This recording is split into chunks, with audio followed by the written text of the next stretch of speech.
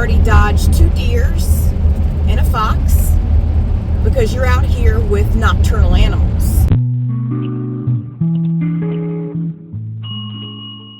So as you can see from the title, this is about mastering nighttime driving. So I'm going to give you some of my tips because this is when I prefer to drive, and there's good and bad points to that. But if you want to get better at it, I can tell you what I do to stay safe on the road. First, right now I don't even know where I am. I've been on this highway for over 300 miles. I'm still in Montana, and you know, there's small pockets of towns. There is no one around. I always go under the limit because I don't know where I am, and these roads take a lot of twists and turns. I'll hug the middle, the center line, so this way, when I see things scurrying, especially to my right, I can automatically slow down.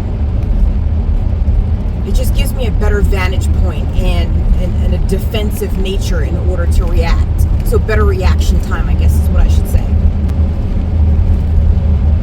I've already dodged 2 deers and a fox because you're out here with nocturnal animals.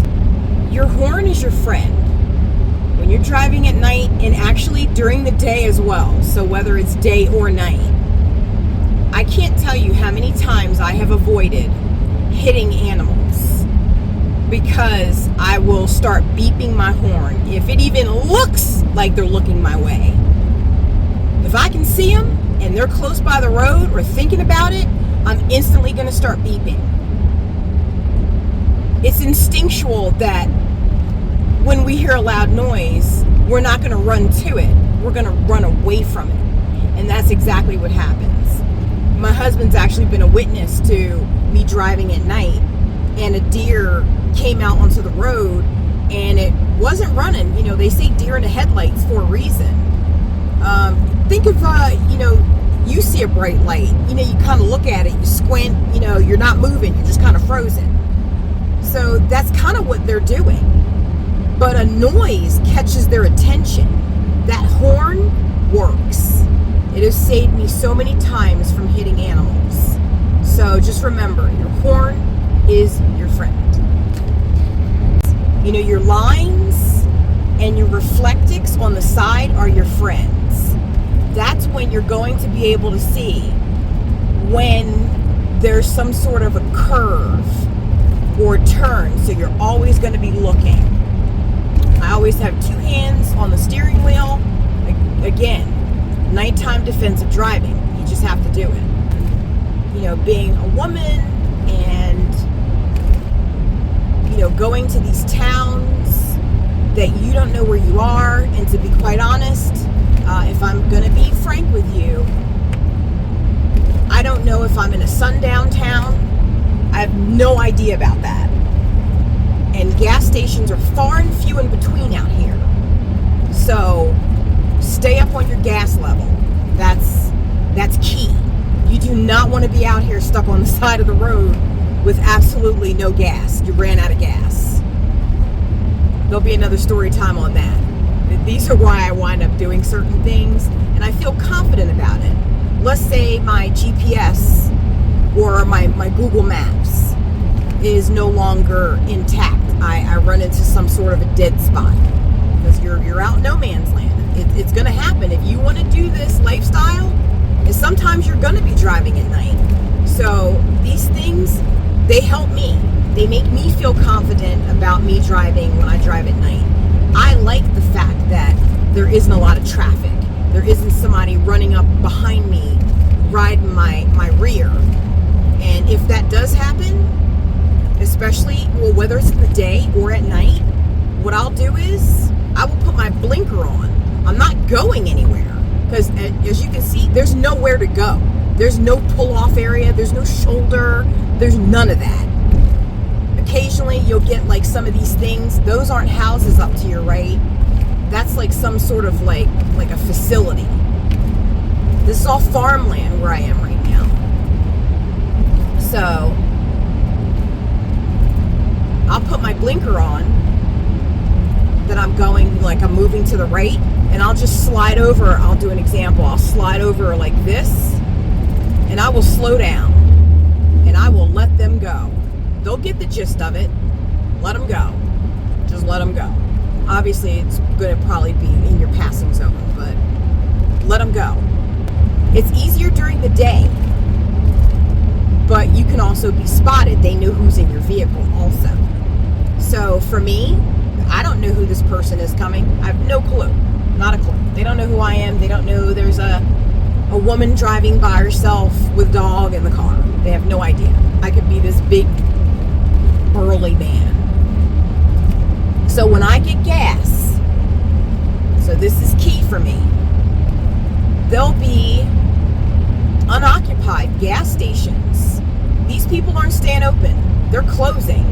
There's nobody at these gas stations. They are unmanned. So you're going to go in there, and 9 times out of 10 it's going to be you. Or there could be somebody else. Safety tips for me is I'll have to show you my keychain ring is the first thing. I always carry 2 sets of keys. One in my pocket, and there's always one in this vehicle. When I stop at night at a gas station by myself, that engine's running. Depending on the bug situation, because normally the lights are on at night and there's a lot of bugs, and in the summertime especially. In the wintertime, probably not so much. I will actually leave my door open, my driver's side door, and I will pump my gas. I will also clean my windshield. I need to be able to see. I get a lot of bugs. I carry Windex with vinegar in it. That also helps me, because sometimes, you know, when you're using those stick squeegees and that stuff is murky and it just doesn't do a very good job. So I also carry Windex with vinegar, so this way I can at least use the Windex and squeegee it off. So in going back to if your GPS goes out or your Google Maps, I also carry, I have a lot of maps, but I have a binder. I'll put a picture of that in here also.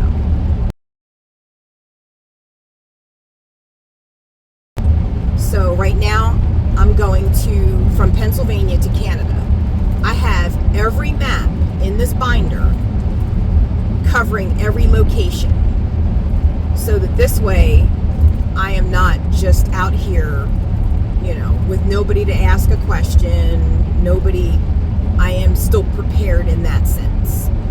I have roadside assistance. My roadside assistance I called, and we have Advantage Auto. I like them because if you lock yourself out of your house, they'll actually send you a locksmith. So it's for your car and your house. That's actually pretty great. But we've also learned to install like keypads, because, you know, I would lock myself out kind of often. Anyway, I also have AAA. AAA is fantastic for the following things. They have brick and mortar facilities that you can walk into. I'll go in there and I will have them create a map specifically for me. What that does is when I go on Google Maps, they'll probably give you like two routes. You know, you can go, oh, you can take this highway, or you can go this road to go there. This one's faster, this one's slower. So what they're able to do is to maneuver and move where you actually want to go. So, for example, you know, like on Google Maps, you can put in there, I don't want to take the turnpike, or I do want to take the turnpike.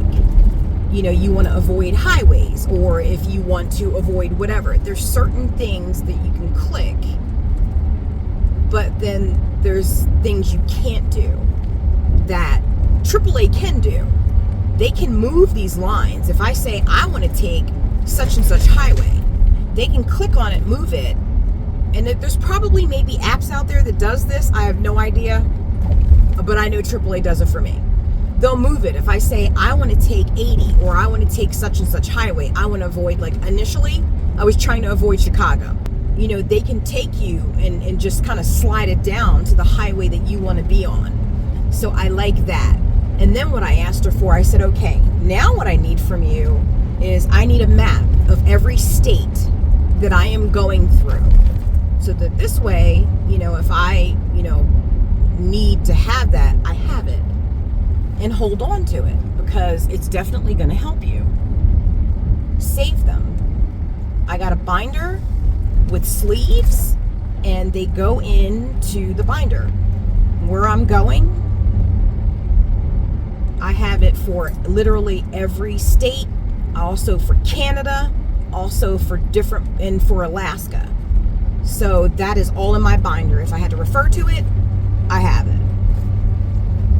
Check your tires when you're at the gas station. Just walk around, inspect.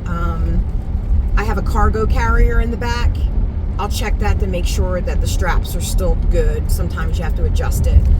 But the main thing is that, you know your surroundings. And to you, if something feels unsafe or seedy, deem it as such. We have instincts for a reason. Use them. Utilize them. Could save your life one day. If you're traveling with pets. Now, luckily for me, lucky and unlucky, Fifi she's a peer. I don't know why. I thought she would grow out of it. She never did. So when she gets excited, she'll actually pee a little bit. When she gets scared, she'll actually pee a little bit. So when you go to like pick her up, if you have to put her in the car or you pick her up, she gets all squirmy and weird. Okay, she's starting to pee a little bit. So I learned that when I would have to like put her in the car initially, or I have to pick her up or something like that, because she would like hunker down, I started putting diapers on her. It wasn't because she had her, you know, her menstrual. It was because I wanted to. And then when you had to get her out of the car, it was like the same thing. So I did not want her kind of like trickling. Plus I put a thing in the car, like a seat cover, dog seat cover, so that helped also. But I don't have that for the van. I have a blanket, but she doesn't stay on it. And she's back there on the bed. She's probably not even laying on the blanket right now.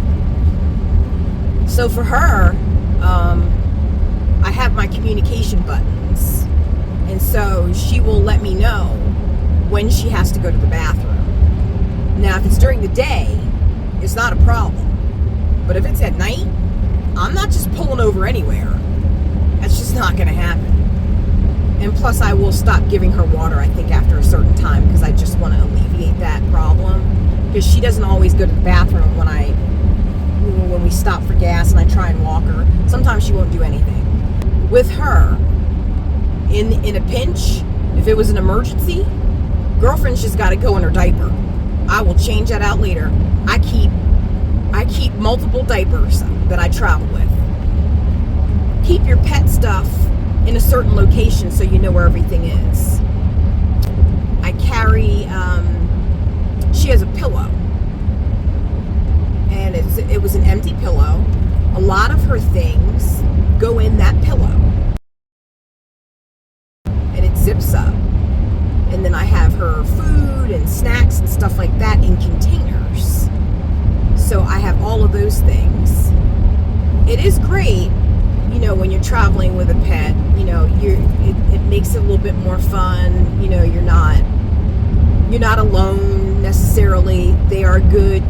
She's definitely not a fighter, but whether you have a big dog or a small dogs are a definite advantage as well, because small dogs will definitely let you know if they hear something or if they see something.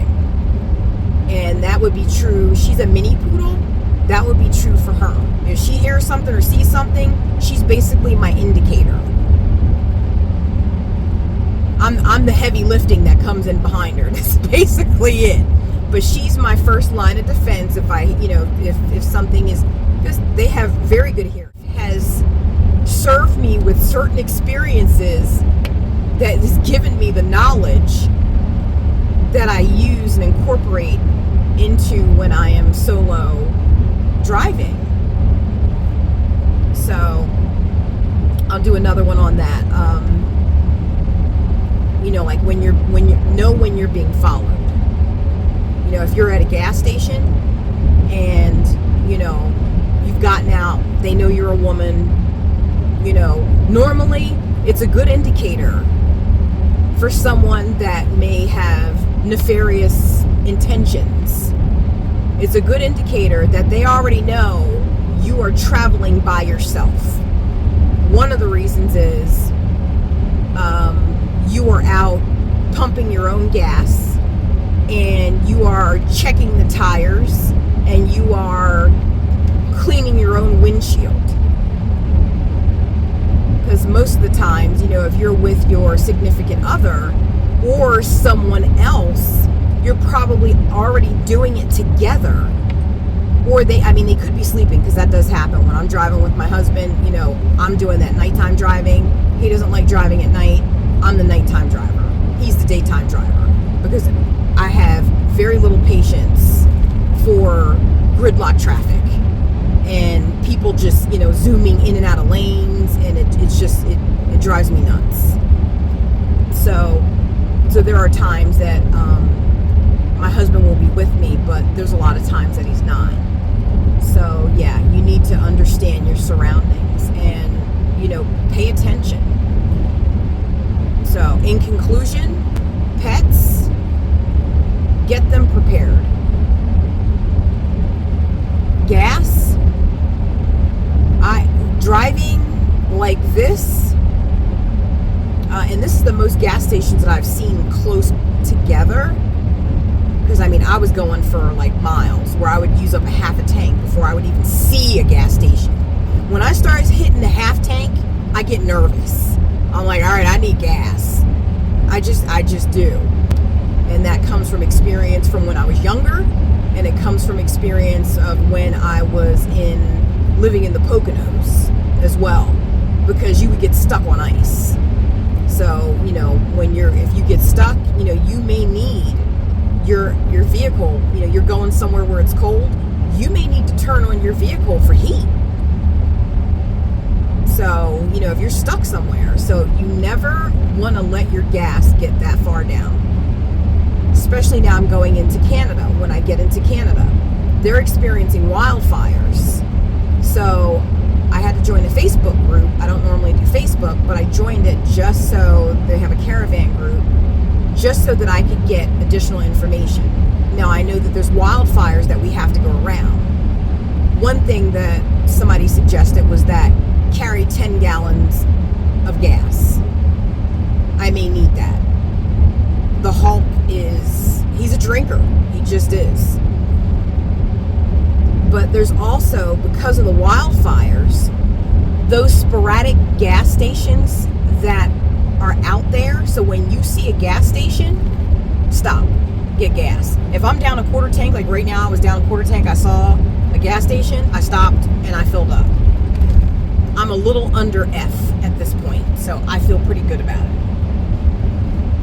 But out there, with the current wildfires, what's happening is those gas stations in those areas are closed down, and you also have to divert and go around them. But the problem with those areas is they can't get gas. Trucks aren't coming to fill their gas, to replenish, for us to be able to get gas from that establishment. So, these things are just important. Know where you're going, arm yourself with knowledge, and, it's not all about all this. You want to enjoy the journey, but you want to be safe in the same aspect. So for my people out there, especially for my women out there, people that look like me, that it's a sticky situation. We're not going to get into that, but it's a factor. It really is a factor. It just is. Like I said, you don't know if you're going through a sundown town. And if you don't know what a sundown town is, Google is your friend. Look up sundown town. And there's a reason why people of color, when they travel, and they traveled in cars, there was something called a green book. And that was places that, you could refer to that were safe. Because not all towns are safe for people that are not just, of a darker or tanner complexion. You could be LGBTQ plus, where, these towns are not accepting of certain things. Or you're going into uncharted territory. So you need to just be aware. Don't be afraid. Be aware and just be prepared. That's pretty much it. That's what's going to make you a very good defensive driver, and having everything that you need.